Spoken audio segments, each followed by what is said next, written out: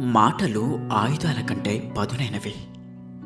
వాటిని మనసుకు దగ్గరైన వాళ్ళ మీద వాడకండి, తట్టుకోలేరు.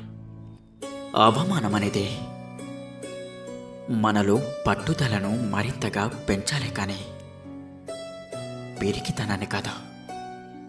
జీవితం మరింత కష్టంగా మారినప్పుడు మీరు మరింత బలంగా మారాలి. గుర్తుంచుకోండి, సమయం ఎప్పుడు కూడా ఒకే చోట ఆగదు. అలాగే జీవితం ఎప్పుడూ కూడా ఒకేలా ఉండదు. జీవితంలో గెలవాలన్న కోరిక ముఖ్యం కాదు, అది అందరికీ ఉంటుంది. గెలవడానికి శ్రమించాలన్న సంకల్పం ముఖ్యం. అర్థం చేసుకోలేని వారి దగ్గర